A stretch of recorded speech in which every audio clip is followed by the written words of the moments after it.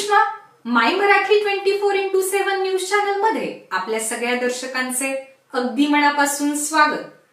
पाहूयात आता महत्त्वाची बातमी। समाजासाठी काम केलं आणि समाजाला पुढे गेलं, त्याच स्वरूपातील जरांगे पाटलांचं आता काम चालू आहे। जरांगे पाटलांचं एकच म्हणजे जर इतर सर्व जाती धर्मांना जर भारताच्या लोकशाहीच्या पद्धतीमध्ये संविधानाला पुढे ठेवून जर सर्वांना न्याय मिळत असेल तर 70 वर्ष झाली की माझ्या मराठा समाजाला न्याय का नसला, हा केंद्रबिंदू त्यांचा विषय असून त्याच्यामध्ये असल्यामुळं अनेक लोक शिक्षण आणि शिक्षक खूप हुशार आहेत, परंतु आरक्षण हा विषय पुढे आल्यामुळं 99% मार्क पडलेल्या माणसाला विद्यार्थ्याला देखील आपल्या मराठ्यांच्या न्याय मिळत नाही।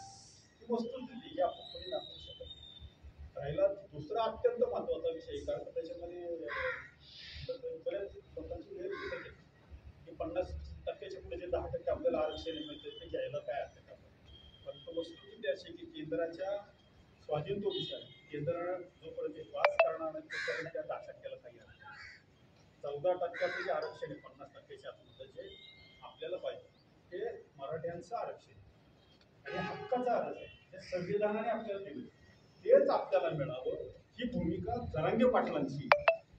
त्यामुळं जरांगे पाटील जे मागतायत ते न्यायाला धरून मागतायत, म्हणून साठी आपल्या पिढीला वास्तविक पता आपण सगळ्या लोकांचा पक्ष महाराष्ट्राच्या पाण्याचा सदन म्हणून पाहिला, परंतु वस्तुस्थिती अशी की आपण जरी सदन असलो जरी आपण उद्योग धंद्याने सगळ्या गोष्टी काही पुढे आलेलो असतो, परंतु शिक्षणामध्ये जर गेलं, शाळेमध्ये कॉलेजला गेल्यानंतर आपल्याला मराठवाड्यात आडवे आल्यानंतर आपल्याला पाठिंबा आणि आपण मोठी ताकद दिली पाहिजे।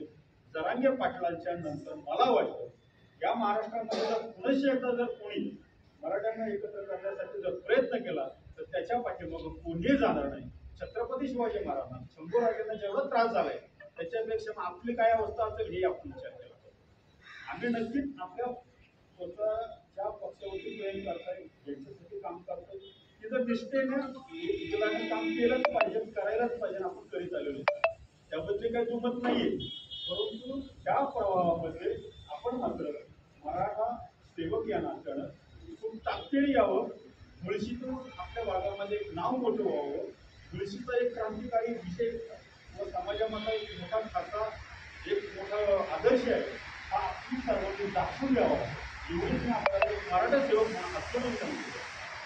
त्याच्या बलिदान दिलं खरं पाहिलं तर असं विचार करणारे जे व्यक्तिमत्व असतात खरं समाजासाठी सर्वस्व अर्पण करतात, अशा प्रकारचं काम या ठिकाणी मनोज भाऊ जरांगे हे करत आहेत। योगायोगाने आज त्यांचा वाढदिवस आपल्या बैठकीच्या निमित्ताने मुळशी तालुक्यातील सर्व पक्षीय सर्व क्षेत्रातील वारकरी संप्रदाय असेल, शिक्षण असेल, या सर्व क्षेत्रातील राजकीय क्षेत्रातील अनेक मान्यवर या ठिकाणी या संग्रह बैठकीसाठी सुरुवातीला प्रमोद भाऊ गणपती सांगितलं असेल, मला वाटतं जाहीर सभा वगैरे आणि आम्हाला काही भाषण करायला बोलवलं काय आणि भाषण केल्याशिवाय आम्हाला राहत नाही अशी परिस्थिती।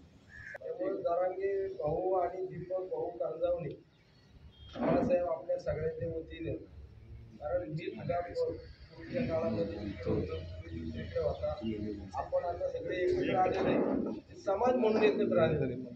जसं नानासाहेब नवले नेहमी म्हणतात, अरे कुस्ती करायची तर मैदानात केली पाहिजे, मैदानाच्या बाहेर आले तर कुस्ती केली। एक मराठा लाख मराठा, एक मराठा लाख मराठा, मनोज दादा जरांगे आगे बढ़ो, हम तुम्हारे साथ हैं। मनोज दादा जरांगे आगे बढ़ो, हम तुम्हारे साथ हैं। आरक्षण आमच्या हक्काचं, नाही कुणाच्या बापाचं। आरक्षण आमच्या हक्काचं, नाही कुणाच्या बापाचं।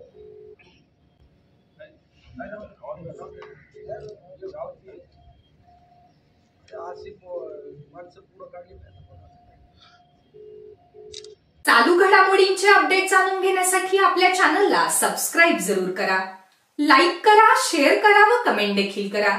बेल आयकॉनवर प्रेस करा व नोटिफिकेशन्स मिळवा।